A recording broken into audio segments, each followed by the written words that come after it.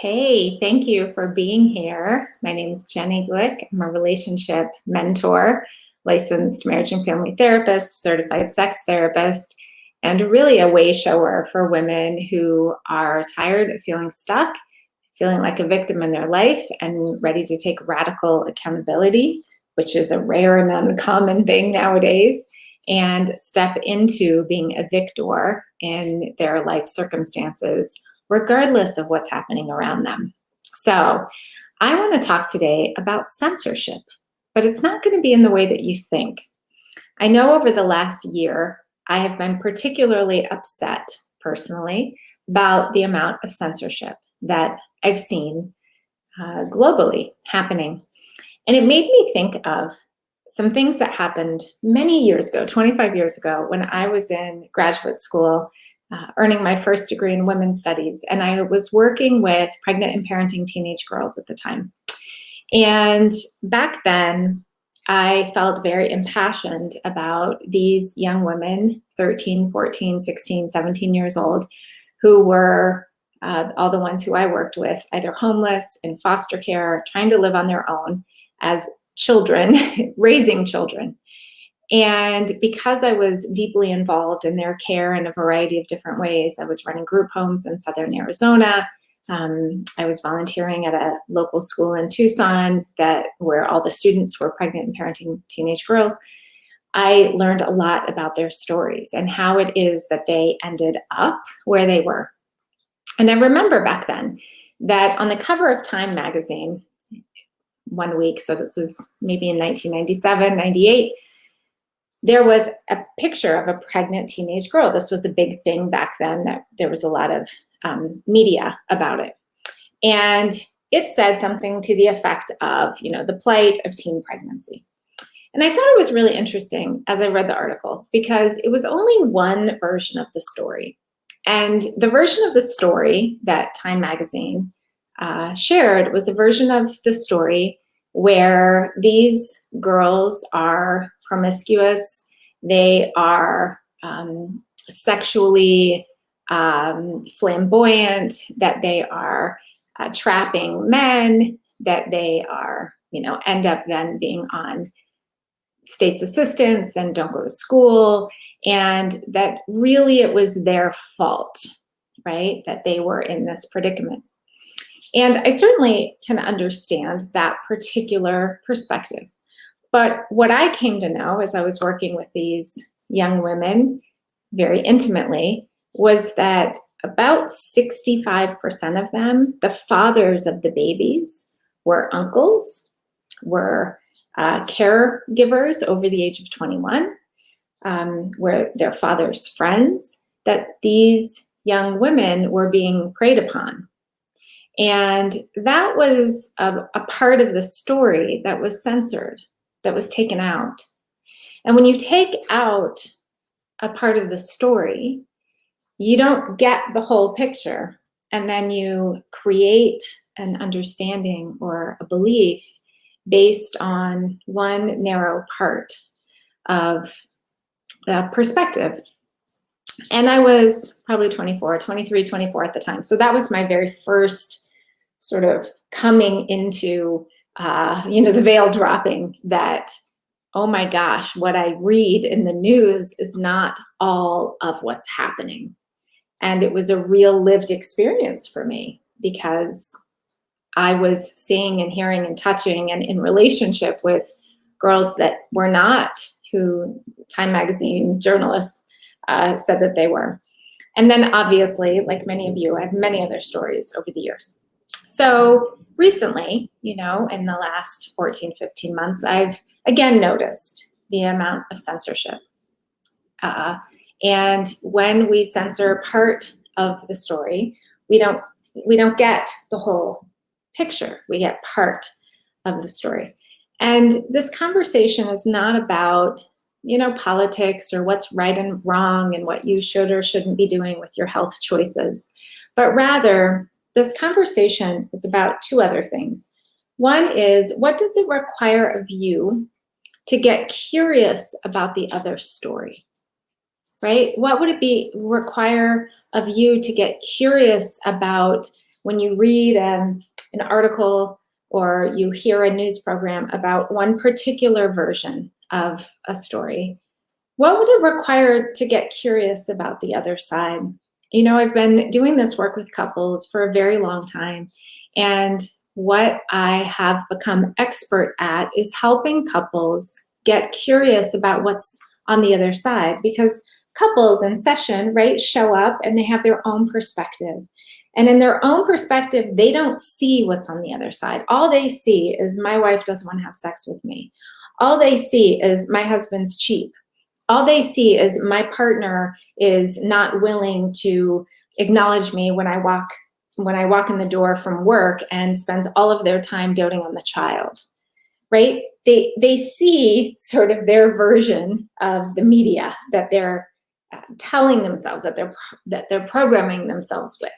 And we all do this, right? We all see our version of the news that we give ourselves.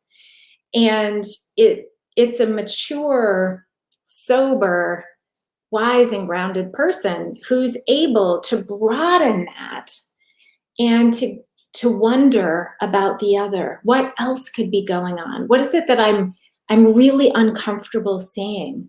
What is it that I don't want to know? Am I willing to be wrong? Right? And so we're in a cultural moment that's really important and really powerful, and is inviting all of us, I don't care where you are on the spectrum of all the things, because there are many things, right now, to get curious about the other. Because when we lose curiosity, and we know this, those of you who are my colleagues in this space as marriage therapists know that when we lose curiosity in a marriage, we lose the marriage. The marriage starts dying. And I've been watching what's been unfolding in the last year and a half almost, and thinking about the principles of marriage, because for good or for bad, we're all kind of married to each other, right? You are me, I am you. What happens to you happens to me. How I treat you is how you're going to treat me later. How I make room for you and your difference has an impact on how you will treat me and my difference later. And it becomes extraordinarily important that we anchor, that we ground, that we learn how to practice curiosity even when we have our own convictions. I get to have my convictions. I get to have my moral compass. I get to make my own choices. And then how is it that I treat you as someone with love and respect, even when, and the women who work with me hear me say this all the time, even when I don't agree with you, even when I believe what you're doing or saying might be dangerous. And we can look historically over so many different aspects of the world, right? I remember going to my very first Pride event when I was 18 years old, and in Colorado Springs, Colorado, Amendment 2 was happening back then. It's a big deal for those of you who might remember those days. And there was a big push to discriminate against gay people. And it seemed so curious to me why it would be that someone would discriminate against somebody else because of their difference. And we can look at the last 30 years for all the things, right? Racism, trans, socioeconomic differences, religion, it goes on and on and on and on and on. I think about being a parent, parents who choose to breastfeed or a bottle feed, cesarean section, home birth. There are all these places where each of us gets to express who we are as a human being. And we're all different, and we're all going to choose to do it differently. And that's part of the beauty of being human. It's also part of the challenge of being human, because we're not all going to do it the same. Just like when I was 18 years old, there were clergy people with bullhorns saying that gay people should go to hell. And that is and was their expression. Maybe not right in my book, but it was how they chose to express their life force. Right? And I chose to express my life force by standing on the other side, right, in a different way. And I get to do that as well. And so now we find ourselves in this moment where there's a lot of noise and there's a lot going on. And as I've been paying attention to my internal outrage about censorship, I've noticed where it is that I'm censoring myself. I've noticed where it is that I choose not to say whatever I might feel compelled to say for fear of what someone's response might be. And again, it's less important what my perspective is. What's most interesting, and what I hope is interesting to you, is where it is that you censor yourself, right?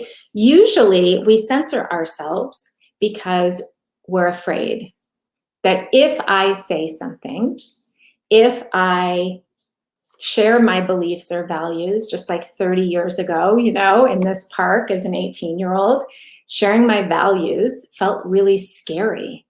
Those people might not like me. And I knew that some of them didn't, because I had very good friends whose parents were on the other side of the aisle. And so it felt scary to do something outside of what was acceptable in the norm of that moment, in that neighborhood, that community that I lived in.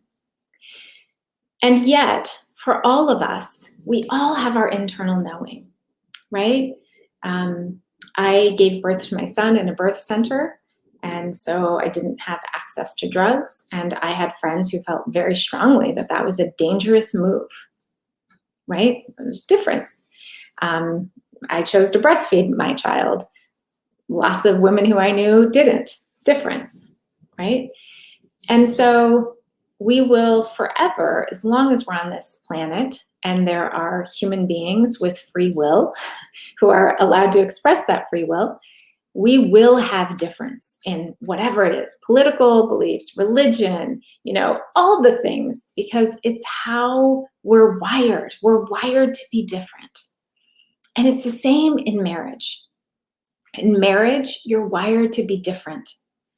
And how it is that we can maintain curiosity and boundaries through that difference is really important. And it's really important in this cultural moment that we find ourselves in.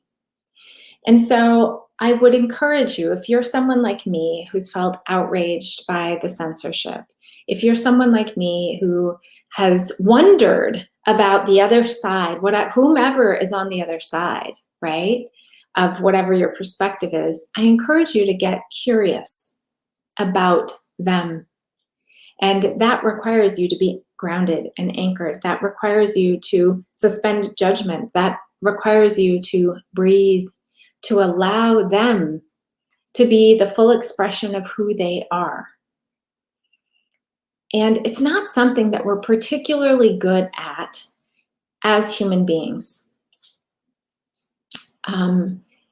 which is why it is that it's showing up right now. Just like in your marriage, if you're not very good at budgeting, you're going to have some financial stuff that's going to come up, and you're going to have to address it because you've been ignoring it. And so it has to come up, right? It's the same with what's happening right now. It has to come up. And we're being invited to, as a collective, to look at it if we're willing to. And then rather than yelling at the TV or saying nasty things to other people, I had a friend tell me today that she was on an airplane and the woman next to her said, I think everyone who chooses, she didn't say chooses, who doesn't get vaccinated should be killed. Wow.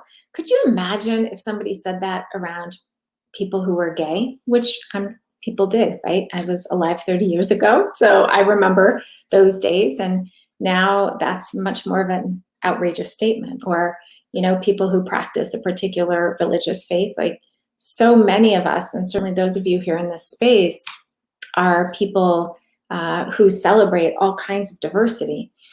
And it's curious to me, the willingness to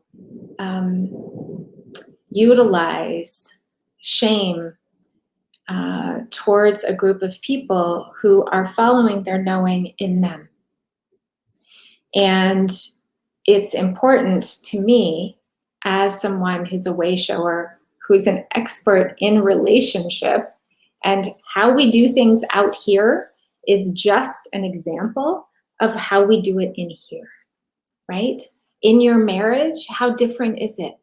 I've had many men and women both tell me, I kind of wish my partner would die so I didn't have to deal with this. And I'm like, yeah, I get that. Because wouldn't it be easier if that person just disappeared so that you wouldn't have to deal with your sexual issues, your financial issues, the fact that you're not in love with them, that you've been having an affair and you'd rather just go with the other person, whatever. It's no different, right?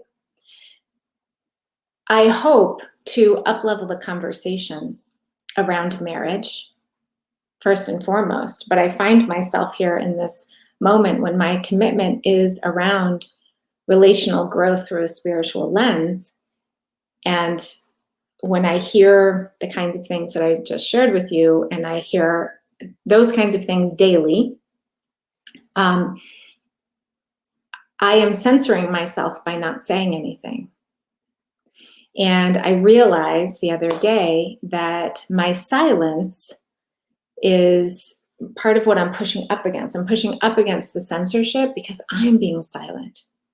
And again, it doesn't matter what my personal beliefs are. What my practice is that we practice curiosity through difference, and that human beings, our job is to practice curiosity through difference, whether that's with your child, your partner, your parent, your neighbor, whatever the difference might be. What I know is when we're afraid, and right now there are a lot of people who are afraid, and I have a lot of compassion for that and understanding. When we're afraid, we are not capable of being curious. And when we're afraid, we're also not capable of healing or creating community. And how it is that we're going to heal as a collective is through safety. That means grounding yourself. That means breathing. Just like if you're going to heal your marriage, it's the same thing. If you're going to heal your marriage, you need to learn how to breathe and ground. You need to practice accepting and allowing your partner to be who they are, even when it's incredibly uncomfortable, even when they're telling you they just had an affair, even when they're telling you they want to leave, even when they're telling you whatever the thing is that feels horrible, that they had sex with a prostitute that has an STD, right? Those are all things that I have walked people through many, many times. And that situation is not a lot different than what's happening now, right? We get dysregulated, we get scared, we want the other person to change so that I can feel safe, right? And so for those of you who are interested and who are called to being in this really powerful cultural moment, awake, alert, willing, engaged in your power, I encourage you, number one, to notice if you're censoring yourself, right? I wondered when my friend told me about the woman who said people who don't get vaccinated should die, be killed. I thought, would I have said anything? Would I have said to her, you know, you're talking about a friend of mine, or, you know, do you understand the implications of what you just said? And I don't know. I mean, now it's easy to say, yeah, but if I was in that position, just like if I heard someone say, you know, fill in the blank with whatever demographic you would want to, right? Where is it that we keep ourselves quiet for fear of what might happen? And the privilege that we have, some of us, to be quiet, to not say, because my job doesn't depend on it, because I work for myself, so I can do what I want, right? So I encourage you to pay attention to where you're quiet when you want to speak. I encourage you to practice curiosity even when you're scared, actually, especially when you're scared. Especially when you're scared. I encourage you to be brave if you're willing to open the perspective from the other. You know, again, how this relates to your marriage, it's all very transferable between the culture and your marriage. It's really easy if your partner had an affair to be like, that scoundrel who could do that. That's one narrow perspective. When we broaden that perspective and start asking better questions, like, what's happening that has prompted my partner to look outside of our relationship? How have I been showing up that has supported my partner to find love or attention somewhere else? What part of my partner was awakened by this other person? Those are brave questions that can only happen way outside of the typical programming that we feed ourselves, right? And so this is a invitation for you to get broad, get curious.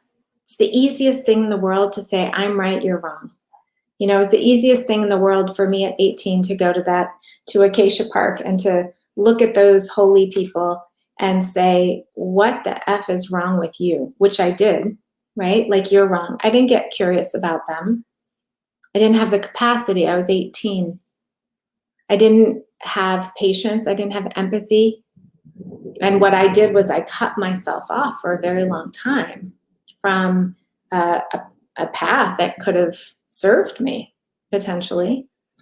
Maybe not the beliefs that were supported by that particular path, but, right, I threw the whole thing out. And in my mind, I said, anybody who's a Christian is one of those, right? And so I did the very, very narrowing thing that's really typical for us, right? We narrow so that I can feel safe and say, anybody who's not in this group is in the out group. And I'm going to be in the in group, and I'm safe, and they're in the out group. And we do that as human beings around all kinds of things, right? And it's happening around all kinds of things right now as well. So pay attention, listen to yourself, get quiet. The women who I mentor learn how to get quiet and to nestle into their own hearts and their own knowing, and practice having their feelings about a thing, right? I can have my feelings about what's going on without engaging in bad behavior and saying things, because I know that my words create. And so I wouldn't sit on a plane and say all of these people should die, because those words are powerful, right? We learn to be responsible with our words, with our energy, when we know that we're powerful. When we feel like we're a victim, we're pretty irresponsible with our words. We're not accountable for our power. And so we can easily lob bombs at people, not knowing that it has an impact on them, you know? So I hope that this has been of service to you. If you're interested in working with me, I am starting my next cohort of women through my 8-week relationship mastery program.